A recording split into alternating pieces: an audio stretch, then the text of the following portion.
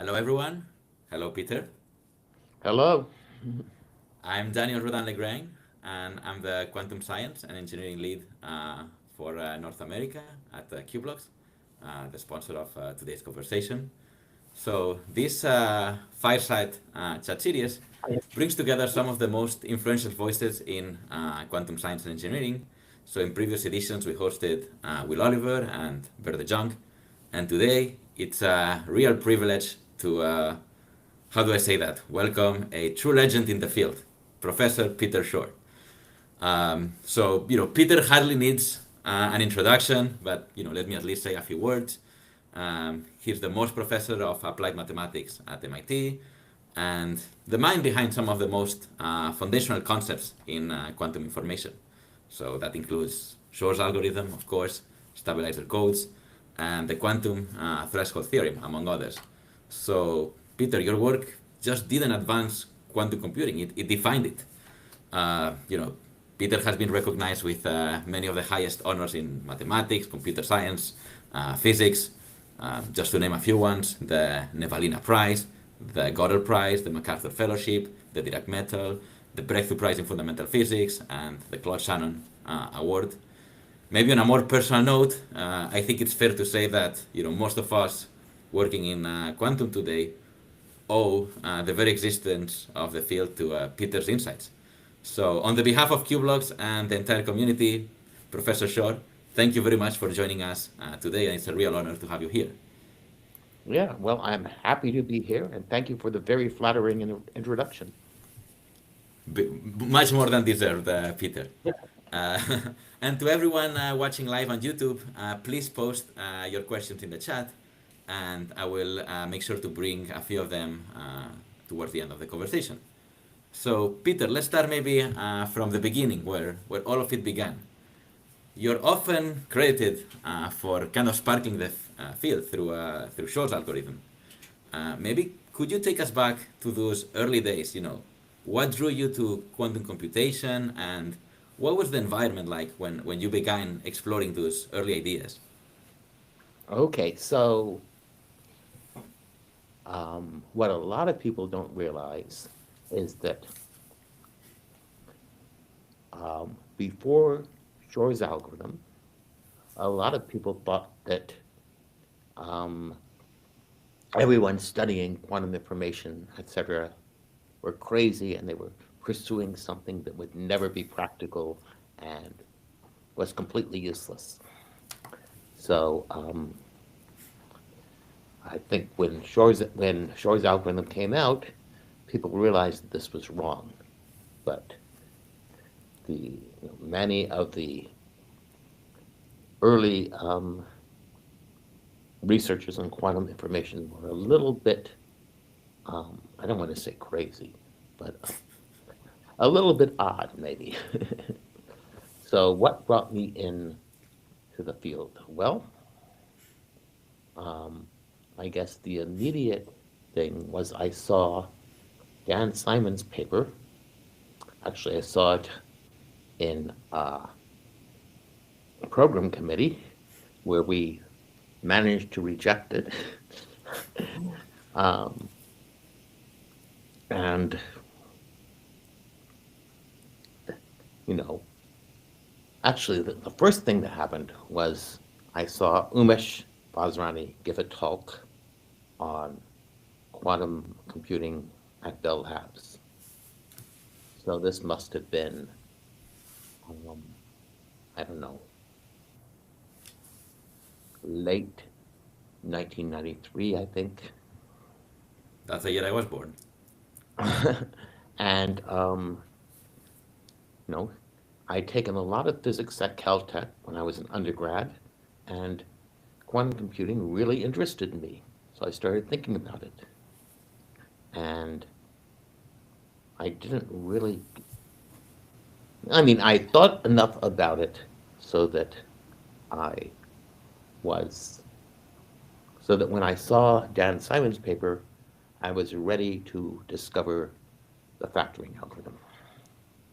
So Dan Simon's paper, um, you know, solves Simon's problem, which is a problem that Dan Simon came up with to demonstrate the power of quantum computation.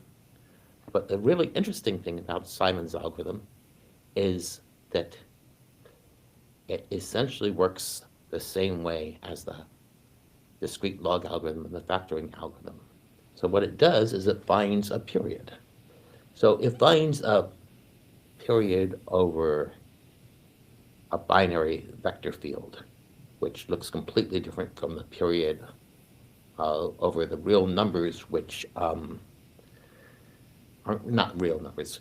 It looks really different from the period of the sequence over the integers, which is what I use in the factoring algorithm.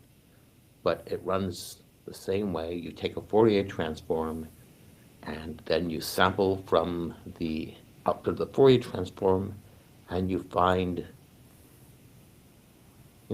something you can use to find the period of this function. So because I've spent enough time, trying to figure out trying to figure out something that quantum algorithms were good for, and then I spent a lot of time, thinking about quantum algorithms. I think I was ready to discover the discrete log algorithm, which is actually the first algorithm I discovered. And so that was really exciting.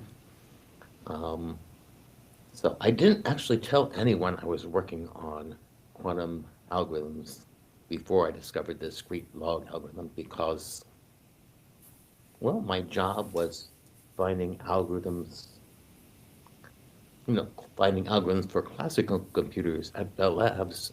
And I thought, looking for quantum algorithms was kind of, probably hopeless quest. And it wasn't anything, I mean,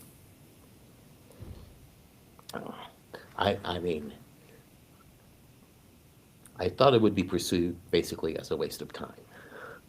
So I didn't tell anybody. I found the discrete log algorithm until I'd actually found it.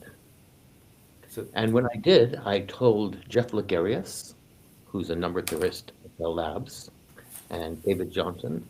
And Jeff Legarius checked over my proof, and he found a very small error, which we then fixed. And David Johnson, who's my boss, was very happy that we found it. And so what I did next was I gave a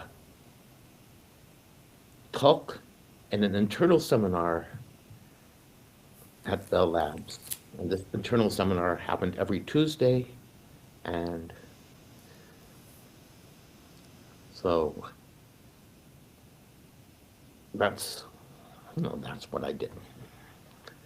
Anyway, the weekend after the internal seminar, I don't remember whether it was Saturday or Sunday, I got a phone call from Umesh Vazrani, who was very excited, and he'd heard that, he said, "I hear you have a quantum algorithm for factoring."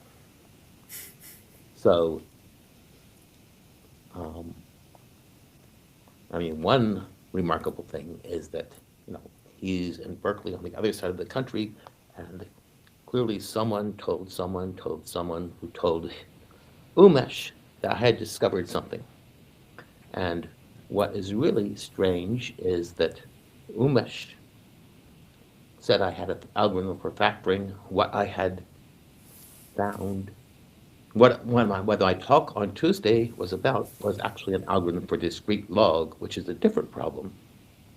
And discrete log and factoring are two problems which are in some sense related, although not rigorously. So anytime anyone has come up with an algorithm for one of these problems, within a short period of time, maybe a year or maybe a few months, someone finds an algorithm for the other problem, which works along similar lines.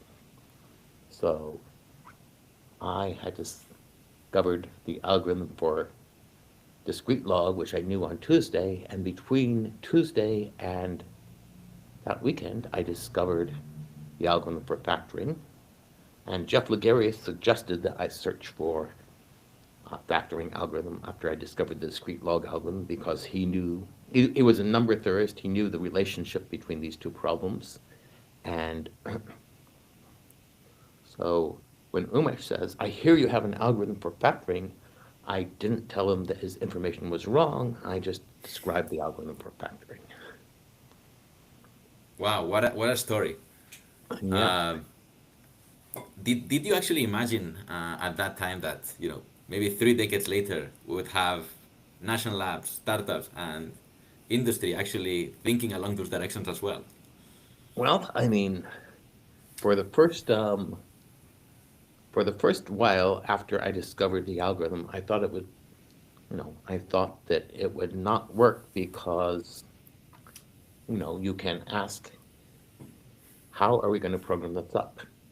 And the answer is that, well, if you don't have any error correction, it's completely, you know, it's completely impossible to do anything more than maybe a few. Well, at that time, if you didn't have any error correction, it would have been completely impossible to do more than 10 steps on a quantum computer. So, and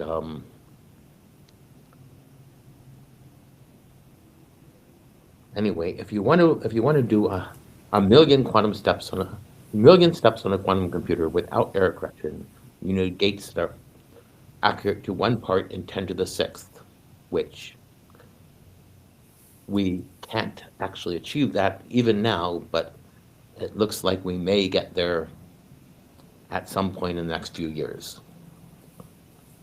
But if you want to do a billion steps on a quantum computer, you need um, gates that are accurate to 1 part in 10 to the 12th, which I think experimentalists would say is absolutely impossible right now. So without error correction, you're not going to get very far on a quantum computer. And when I discovered the algorithm, a number of people pointed out that there were a bunch of no-go theorems around that said that it was impossible to do error correction on a quantum computer. So I guess um, Unruh and Landauer, two of these people, and they were actually studying this um, in lots of different forums, so it was not going to. So a lot of people believe that quantum computers, or that the factoring algorithm was a great theoretical discovery, but it would never be practical. So I'm happy you bring this up, Peter, because we can start talking now about making quantum computation reliable.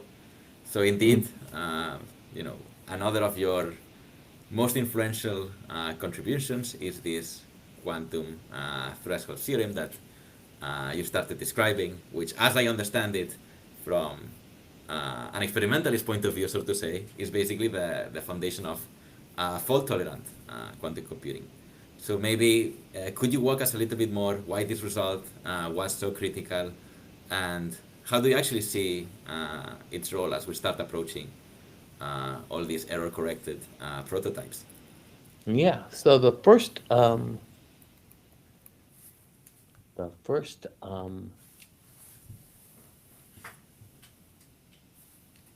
quantum error correcting code I discovered was really the generalization of the repetition code. So the repetition code just says repeat everything k times.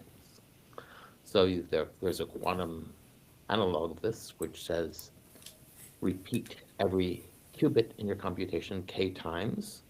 And if you do this, instead of a zero, you have k zeros, and if you have a 1, you have a k ones.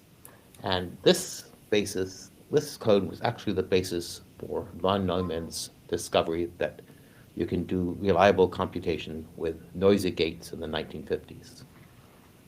So you can see what happens if you try to do this um, computation, or this code for quantum computation. And what happens is that if you take 0 and repeat it k times, well, that makes the code very resistant against bit errors, but it makes it much more susceptible to phase errors. And what I realized was that you can apply the Hadamard transformation to each of the qubits in your code, and that gives you a code which is very resistant against phase errors, but much more susceptible to bit errors. So to get, the quantum repetition code, what you do is you combine these two codes by concatenating them, which is an operation which is well known in classical coding theory. And now you get a code which is resistant to both bit errors and phase errors. So this is what my first quantum error correcting code paper was. This was a 9-qubit code. And after that, I started thinking about more better codes, because the repetition code is really not a very good code classically. And we found CSS codes, and then we found stabilizer codes, which are very analogous to classical error correcting codes, and are actually much better codes than repetition codes. And after that, I realized that you're never going to actually be able to do quantum computation unless you get a fault-tolerant circuit rather than just quantum error correcting codes. Because if you want to do quantum error correcting codes and use them for fault tolerance, well, the obvious thing to do is store everything in memory in quantum error correcting code, but now you need to do quantum gates. So you need to decode the data in the quantum error correcting code and then apply a quantum gate to it and then re-encode it. But once you've decoded it, you've made it susceptible to errors, so that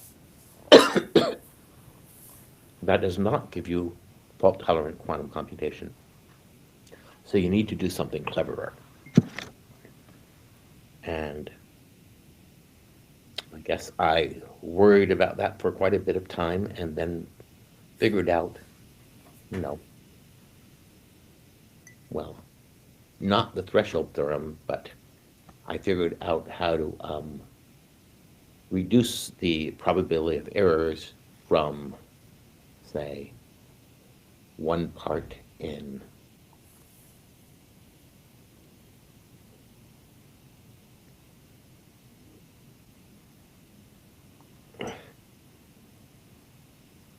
okay, how okay.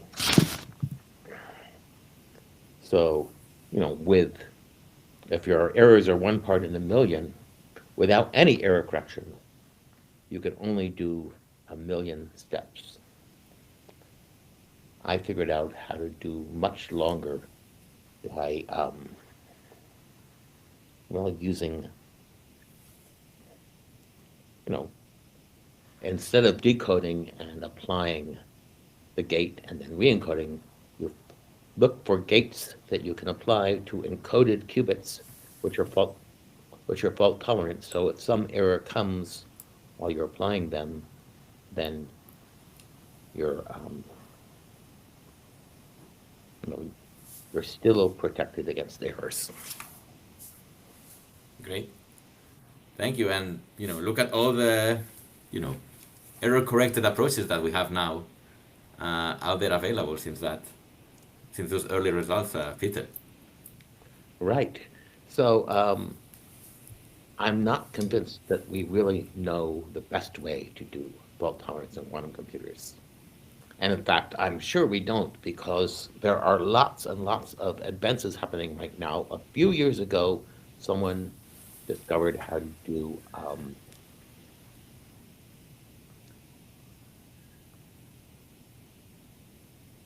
QLDPC,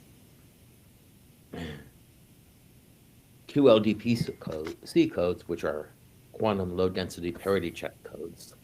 And those really have properties that make it look like they're going to be much better for designing fault tolerant circuits than surface codes, which were the standard codes before then. I don't know if people, I don't know whether at this point surface codes are still better than QLDPC codes, but the advances in QLDPC codes over the last few years have been really enormous. And people are still making advances in how to protect quantum computers from error with LDPC codes, and I suspect that LDPC codes are going to be the clear choice in another few years. Thank you for sharing. Let me switch gears a little bit, Peter, and talk uh, from an eminent theorist to a modest experimentalist. But let me say that theory and experiment have always gone hand in hand, and you've really stood at that bridge. So you've moved between deep theory and practical algorithms. So from your point of view, how do you think theorists and experimentalists should collaborate today to accelerate progress, and where do you think are the biggest gaps? Well, I mean, there's a bunch of big gaps. One big gap is that we don't have enough quantum algorithms. Now, if you look at the history of classical algorithms, there are many classical algorithms that would never have been discovered if they didn't have actual classical computers to experiment on. So, I mean, you can look at the simplex algorithm, which is one of the most useful algorithms around today. Okay, so the simplex algorithm was invented by George Dantzig, um, well, sometime between World War II and the 1950s when he published it. And he, you know, shortly after he published the simplex algorithm, people came up with example inputs to the simplex algorithm that took exponential time to reach the solution. On the other hand, people were using the simplex algorithm, and it was really, really fast. Nowhere near exponential time. And so this demonstration that the simplex algorithm was practical meant that people used it, even though the theory says it took exponential time. And so for, I think, nearly 50 years, there was this gap in the theory and the practice of the simplex algorithm, where the simplex algorithm, nobody could prove that the simplex algorithm worked really fast on average, but all the data said that it did. And so I'm just wondering that if there hadn't been computers around to show that the simplex algorithm worked fast, people would have discarded it as completely impractical and done some, and not considered as a possibility. And there may be some algorithms that people are coming up with which nobody can prove that they work, and with the state of experiment we have now, nobody can demonstrate that they work, but they may actually work in real life. So it's quite possible that when we actually get larger quantum computers, we'll be able to test some of these algorithms and show that they really work. And let me also ask you, as we move towards this idea of fault-tolerant quantum computing. Um, do you think, you know, error-mitigated kind of NISK devices could still deliver some genuine advantage? And if so, in which applications or in which areas do you see it being more realistic? Yeah, well, I think, you really need something that's very resistant to errors. And it's not clear that there are any applications that are resistant enough to errors that error mitigated NIST devices will work well on them. On the other hand, if you're asking what are the physical properties of materials, materials themselves are not perfect. They have all sorts of imperfections and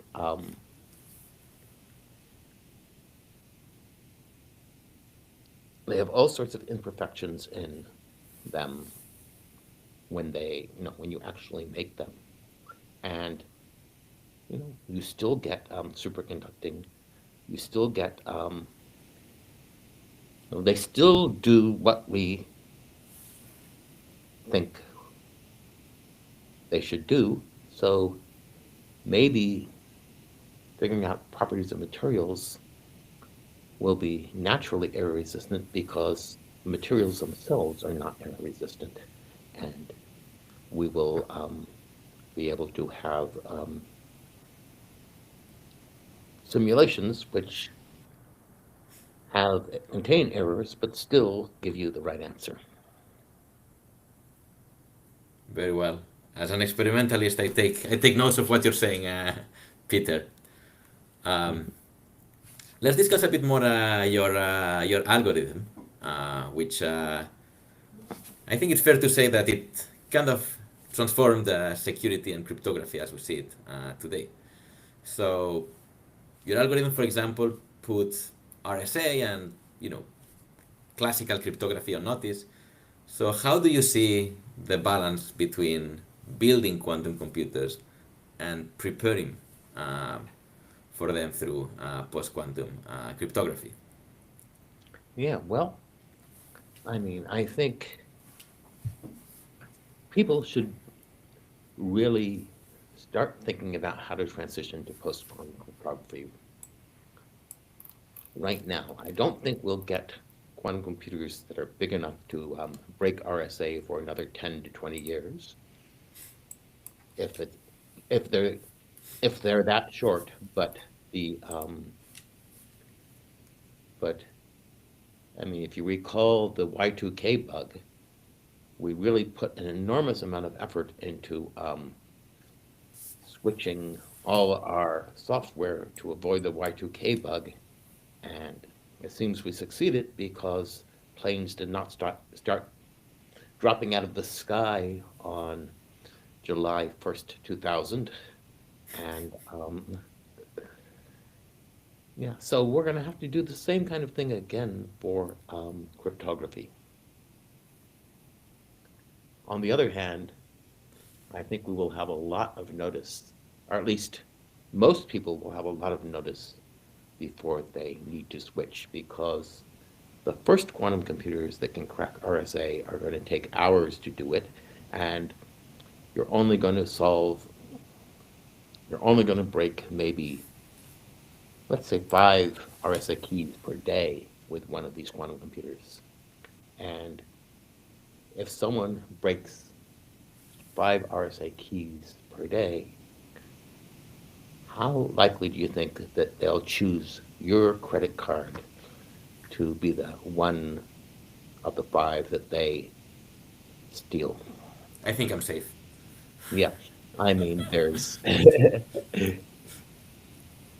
there's probably a whole lot of communications recorded between various, you know, I wonder, between national security,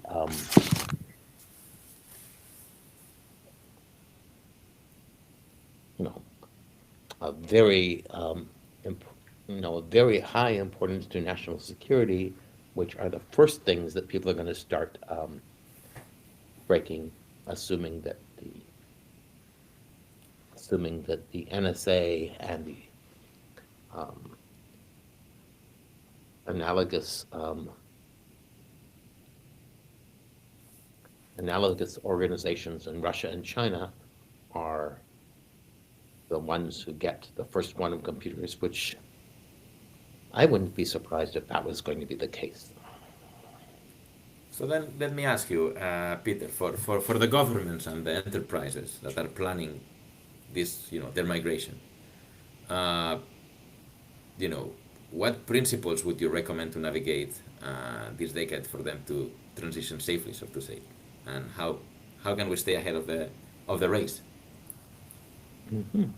Well, I mean, I think that we basically have to rely on these government agencies to switch to post-quantum cryptography before,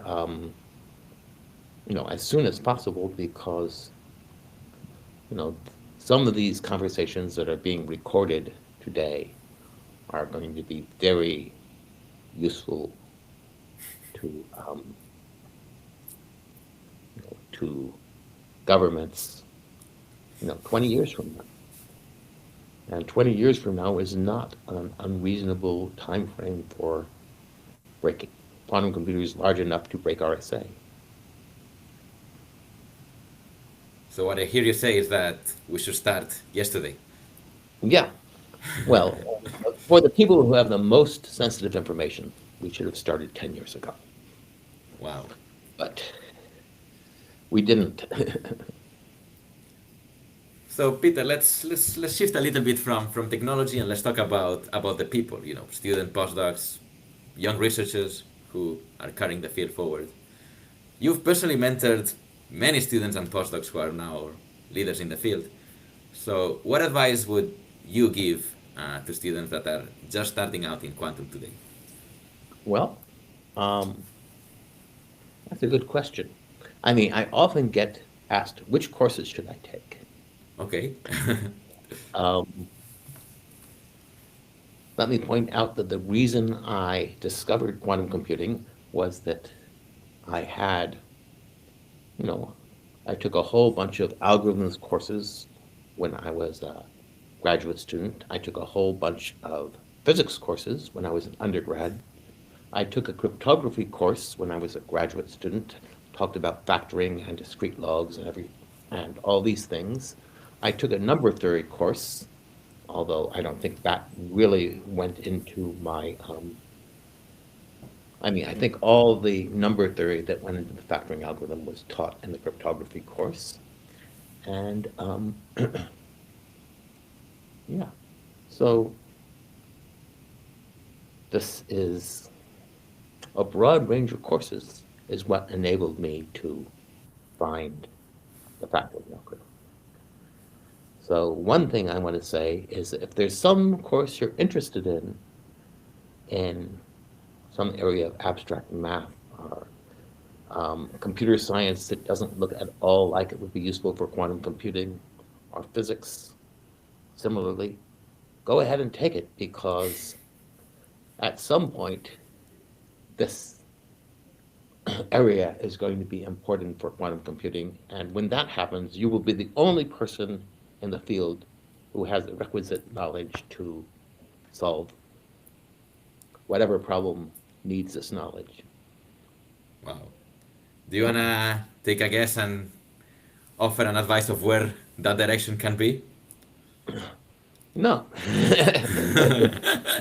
Fair enough. I mean, topological quantum field theory, which you would think has nothing to do with anything practical, is actually the basis for some very interesting quantum error-correcting codes. So there we have one area that I don't think anybody would have thought was practical. Um, I mean, I think there's lots of other examples if I can think of them. No, that's great, and I think we can leave it to the people to also think of which direction they are passionate about pursuing, Peter. But thank you for sharing all those insights. So, Peter, I see the chat is populating with a lot of questions, but maybe before we open it to the questions, let's take a quick moment to look ahead and where quantum computing might be heading next. So, if you were starting your PhD today, uh, which problems would you be most excited to work on in quantum information? Well, one very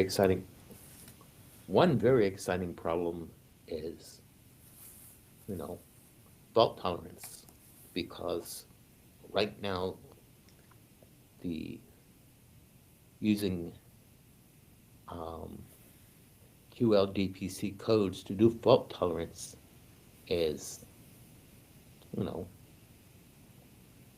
the advances in this area are happening with remarkable speed. So maybe I would pick that. On the other hand, if you're a graduate student, you probably don't want to pick, you may not want to pick an area which is advancing incredibly fast, because by the time you do your dissertation, someone else may have already done this something, and you may be scooped. So, yeah. So what else? Well, I think, I mean, okay, so I don't know the area of quantum sensing that well, but um, that seems that, that techniques from quantum information may be applicable to quantum sensing, um, and improve our sensing devices dramatically if you can just figure out the right way to apply them. So that's another thing you might want to do. Indeed, actually, I saw a lot of activity both when I was an experimentalist at MIT and now from the Qblox side in this field. So I can confirm that this is a very active field and very promising one as well, Peter. Um, yeah, I don't really know what. Sounds You know, good. You're offering your perspective, and it's very valuable to the audience today, and I appreciate you for doing that. Um, so maybe Peter, if you were to look 5 to 10 years ahead, what kind of milestones would signal that quantum computing has moved from, let's say, promise to practice? yeah, well, if you can,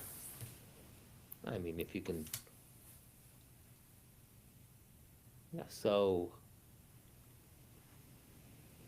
simulations of, you know, Hamiltonian dynamics that are better than anything you can do with classical computers or experiment.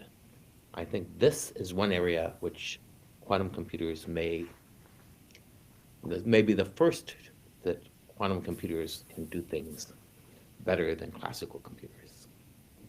So this is, I don't know if this is really quantum um, computation or really just analog quantum computation. You set up your quantum computer to have the same dynamics as whatever Hamiltonian you're interested in, and then just see what happens.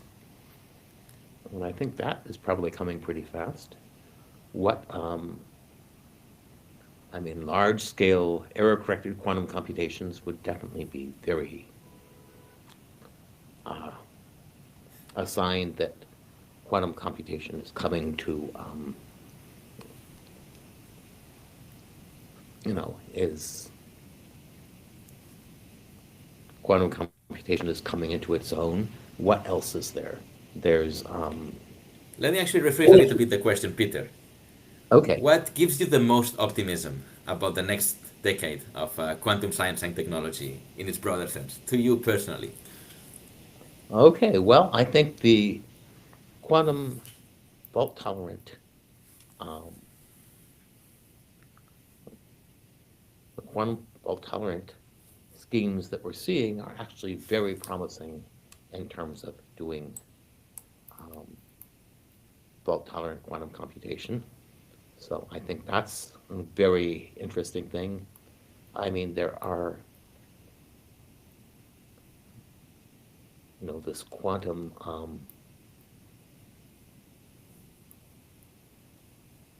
okay, I have forgotten the name for it. This quantum simulation of you know, Hamiltonian dynamics that you can do with well, neutral atom arrays or ion trap arrays really seems to be coming along pretty fast. And I think that's one area which you'll see quantum computers work better than classical computers fairly soon. Um, I mean, what's really a problem is that we don't have enough quantum algorithms yet. And what would it take to get there? You mean to get quantum algorithms? Yes. Maybe experimenting with algorithms on quantum computers to see whether they actually work in practice might be one thing. And aside from that, I don't have any good ideas. Well, that's up to the next generation to figure it out then. Yeah. So, Peter, thank you very much for all these very interesting insights. How about we take some questions from the audience that are watching now live on YouTube? I see several tens of questions, so I'm probably gonna just um, pick a few ones.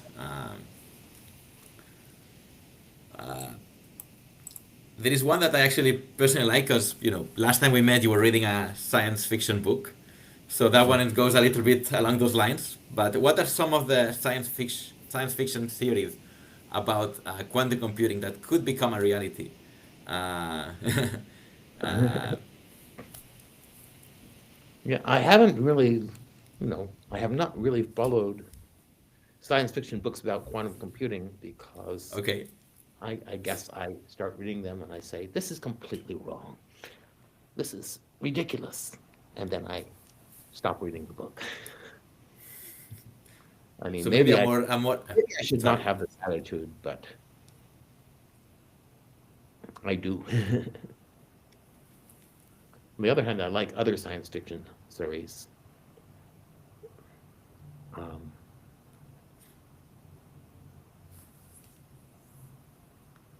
I mean, and I like fantasies series as well. What science fiction series do I like? Um, well, um,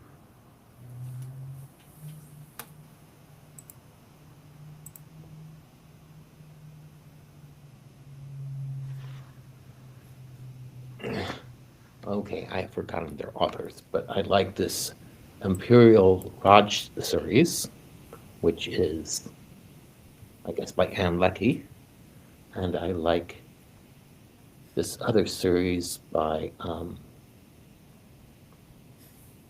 I've forgotten the name of the author, but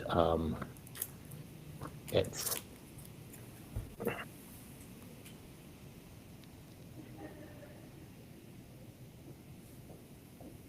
I mean, one of the books in it is A Desolation Called Peace, and another is, um,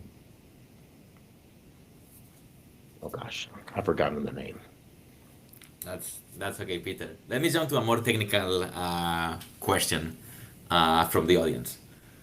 So some people are asking if, given that we're in the NISK area, if noise itself could be used somewhat constructively, maybe even probabilistically, uh, to speed up parts of order finding or modular exponentiation. Um, that's a very good question. I don't, I don't think I've seen any results along those lines, but there's nothing completely.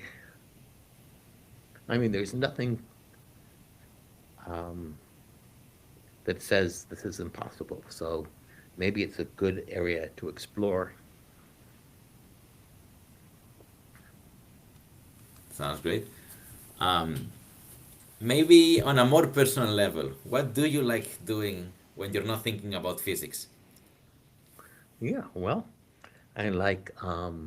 going on walks. I like reading. I write poetry sometimes, and I posted a few poems on my webpage. Um, what else? That might be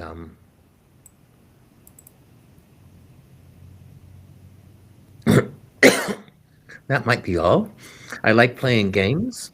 Every day I play Wordle and Connections. So those are, you know, I guess those are the New York Times games I'm the most invested in. Great. Thank you for sharing that as well, Peter. We get to know you scientifically. We get to know you personally. Mm-hmm. I know you have to go and teach, so maybe let me get one more question from the audience before closing it up for today. Um, but we have someone from the audience asking, which with the current hype around quantum computing, what do you see as realistic expectations for the field, and what is hyped up? Okay, so let me go back in history. When information theory first came out, there was a really immense surge of interest in information theory, and they say, how does information affect? There was a book by Pierce, which I have somewhere in this office, but I'm not going to be able to find it, which had chapters information theory and music, information theory and the brain, information theory and other things. And information theory is still incredibly useful. It's behind, cell phones and computers and all of our communication devices, but it really has not had that much effect on neuroscience.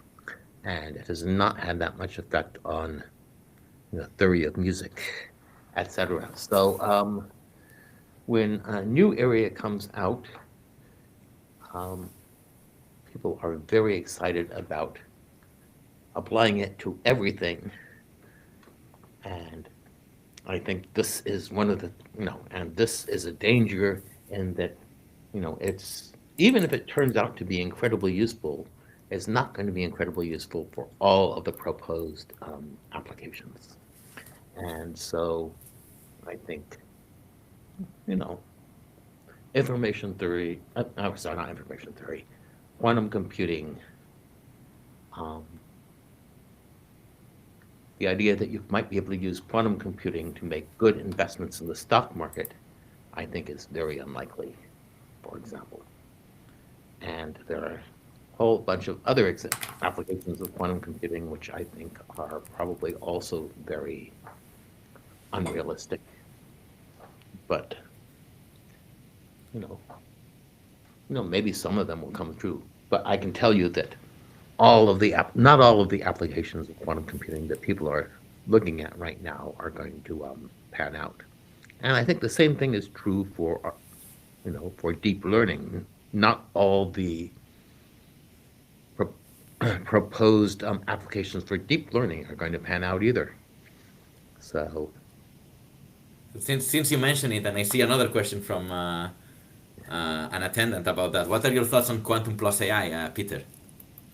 so I mean, AI, we don't have any theory for why it works, but we know it works because we can program it up and see that it works. For quantum computing, we have a lot of theory for how it works, but we can't program it up and see that it works yet.